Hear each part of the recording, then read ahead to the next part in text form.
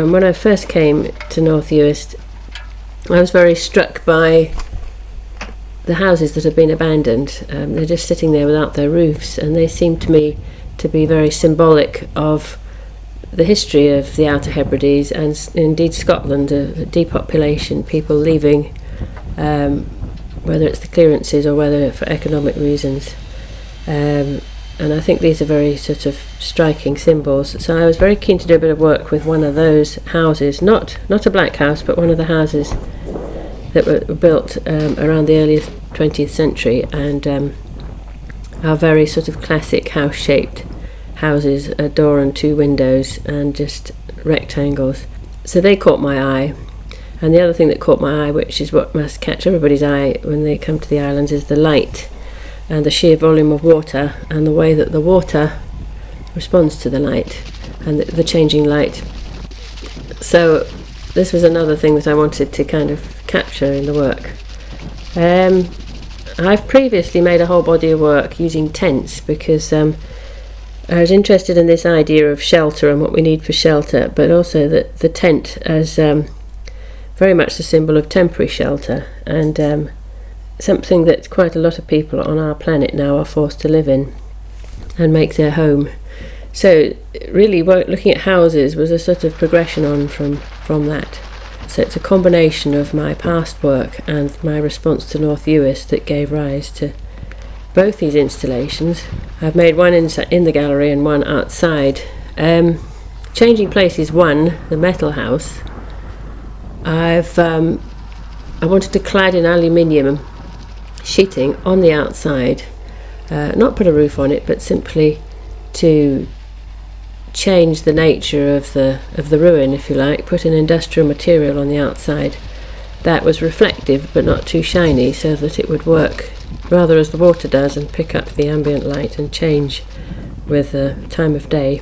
I wanted the shape to be very angular and non-organic and in complete contrast to the derelict stone and the old wooden beams and things that have fallen inside the house. We were lucky to get the house on the hill there outside Loch Maddy. It's in a fantastic position because it stands out as a silhouette, and you can see it from a distance, but also close up you can see the landscape at all angles all around it, and it picks up light on different faces at different times of the day. The process was quite a major feat, and Stuart, who did a lot of the work, did a fantastic job of first putting up wooden battens, and then we attached the aluminium sheets to the outside. I particularly like the way that the aluminium has the ability to sometimes make the house disappear into the sky or into the landscape by either picking up reflections or simply becoming the same colour as the sky. And other times when the sun can catch it, it really zings out.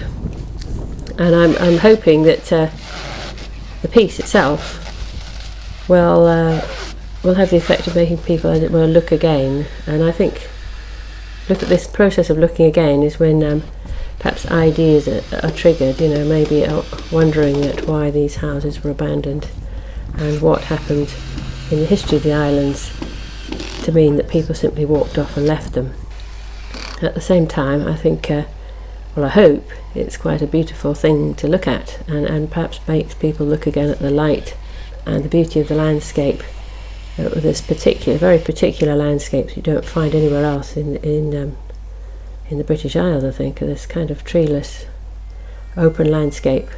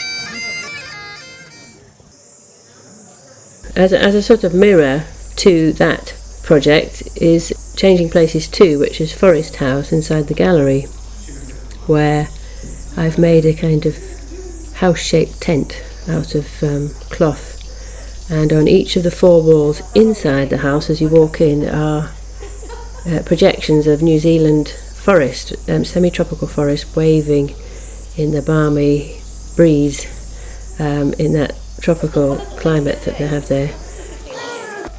I feel it's a reflection because when people actually left Scotland, they went all over the world, and New Zealand is one place where there's a huge colonisation of Scottish people, and they've remained very Scottish and very determined that they're Scottish, but they actually happen to be right round the other side of the world.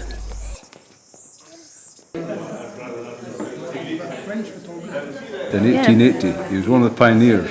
Yeah. 1880. And when he got ashore off this boat to New Zealand, he had 5 shillings in his pocket, nothing else, just the clothes he wore. And he was given a big tract of land to farm on. And he was unmarried, just a youngster, probably about 20. And it's difficult to believe, he lived in a hollow tree for 10 years. Inside this, he had a room in this hollow tree, and that's what he in lived. one of those huge trees in the forest. Yeah. And I was thinking when he looked out his hollow tree in the morning, he must have seen the foliage like that round about it, just as if he was in that house up there. The other intriguing thing is, of course, it's all about trees, and there are no trees on the island. So to walk into it is to have a completely different experience. It also plays with interior, exterior, because the trees are inside the house, and in the metal house, the cladding is outside the house. So it's sort of questioning this whole idea of what's inside and what's outside, and where we feel we have a place.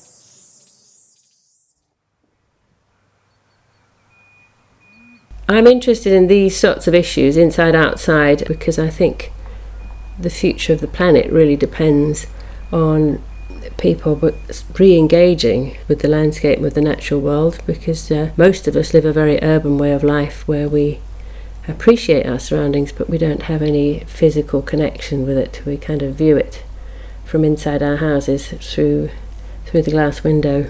A lot of my recent projects have been about investigating how we make a reconnection, with a view to this idea that unless we do, I think the environment is sort of doomed, because we can't take a personal interest. It doesn't mean anything, and we need to find meaning again, really. My background feeds into this idea of displacement or where do we belong, because I've always moved all my life, and I can't honestly say where I'm from. I've lived a rather migratory sort of life. I've spent a lot of time in the inner city. I worked in the East End of London for a long time, but I also grew up on a sheep farm on the top of the Mendip Hills in Somerset. My mother is actually Scottish, from Galloway. My father grew up in India, but is actually English. But more recently I've discovered his distant ancestors came from East Lothian. So I feel that I sort of represent what is the norm for increasing numbers of people, which is that we have no specific home country. We're all nomads to a certain extent. I'm very interested in people that feel completely rooted to a particular spot. I think for me that's interesting, because I have no sense of that. So I've spent a lot of my working life as an artist exploring that whole idea, but connecting that with how we all engage with this whole environmental dilemma that we have, and how we take ownership, if you like, of our planet.